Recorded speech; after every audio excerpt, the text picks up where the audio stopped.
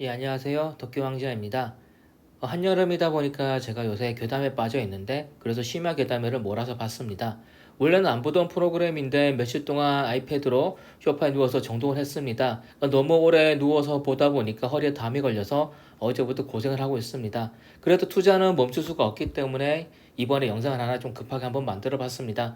저는 주식책과 재테크 책을 썼는데 최근에는 블로그나 유튜브로 주식 얘기는 거의 안 하고 있습니다.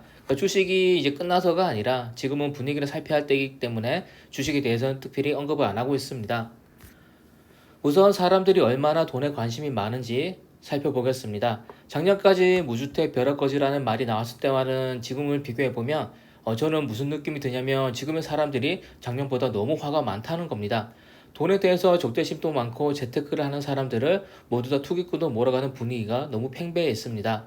오늘 기사를 보면 이효리가 30억의 차익을 남기고 건물을 매각을 했죠. 그런데 이 기사에 악플이 엄청나게 달립니다. 그러니까 이런 투기꾼들의 기사를 우리가 왜 봐야 되냐고 다들 난린 거죠. 저는 뭐 사실 이효리를 별로 안 좋아합니다. 그러니까 수수해 보이는 모습이 뭐 일부러 꾸민 모습 같아서 별로 안 좋게 보고 있었는데 얼마 전만 해도 이효리를 편드는 댓글들이 엄청 많았습니다. 그런데 오늘 기사를 보면 대부분이 이효리를 욕을 합니다.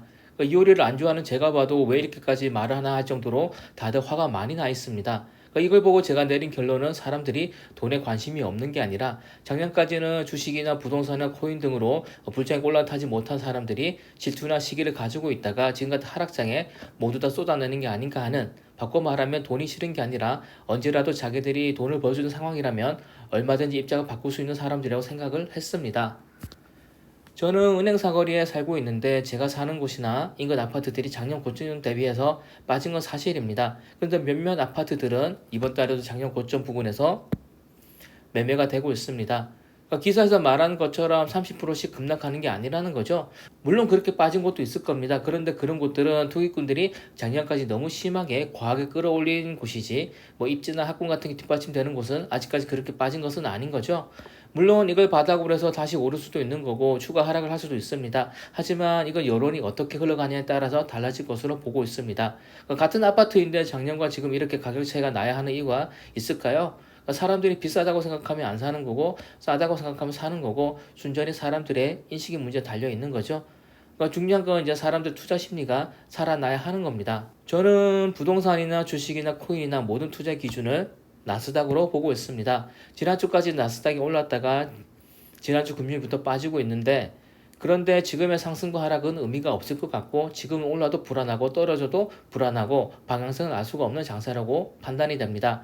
그러니까 온전히 상승 추세로 돌아갔다고 보려면 최소한 13,000원 넘어가줘야 되지 않냐라고 판단을 하고 있습니다. 그러니까 저는 나스닥이 13,000원 넘을 때까지는, 최소 그걸 넘을 때까지는 주식 관련해서는 관망만 하고 있을 생각이고요. 13,000원이 넘기 전에는 섣부르게 바닥을 추측하고 돈을 넣지도 않을 거고, 조금 적게 먹더라도 13,000원 정도를 뚫고 넘어가줘야지 들어가 볼 생각입니다.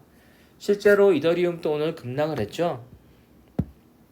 지난주까지는 비트코인이나 이더리움이 같이 오르다가 비트가 먼저 빠졌고 이더리움은 버텨줬는데 며칠 보합을 하다가 오늘은 이더리움도 빠져버렸습니다. 그러니까 오늘 기사를 보니까 일론 머스크가 비트코인을 대량 판 걸 이유로 되던데, 이거는 지난주에 이미 있었던 일인 거고 오늘의 갑작스런 급락 설명할 수는 없다고 봅니다.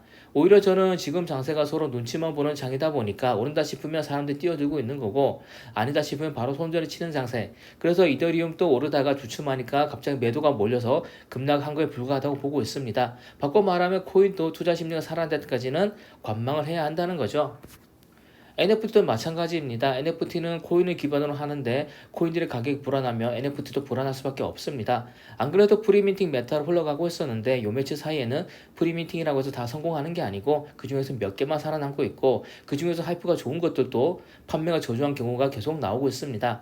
해킹 이슈도 많다 보니까 사람들이 더더욱 몸을 사리는 것 같고, 그러다 보니까 개발자들도 신규 프로젝트를 런칭하는 것도 보류하고 있는 것으로 보입니다. 제가 매일같이 올리는 화리 이벤트 영상도 분량이 줄어들 수밖에 없는 게 신규 프로젝트가 안 나오고 있기 때문입니다.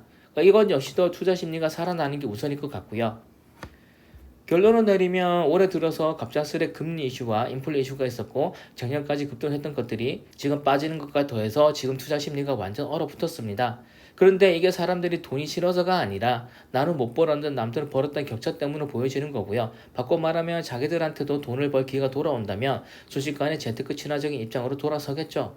그러려면 일단 우선 투자 심리가 살아나야 하는 거고요. 그러니까 저는 그 기준으로, 그러니까 투자 심리가 살아났다는 기준으로 나스닥을 보고 있고 최소 13,000원 넘어줘야 투자 쪽으로 돈이 다시 들어온다고 볼 수 있지 않을까라고 생각을 하고 있습니다. 그러니까 그때까지는 주식은 물론이고 코인도 좀 자제하는 게 좋을 것 같은데 이게 장기화된다면 그러니까 투자 심리가 살아나는 게 좀 장기화돼서 계속 지지부진한 모습을 보여준다면 NFT 쪽은 볼륨이 훨씬 더 줄어들 수밖에 없을 것 같습니다. 당분간은 모든 투자 분야에 빙하기가 올 수밖에 없으니 여러분들께서도 멘탈 관리를 잘 하시기 바랍니다. 감사합니다.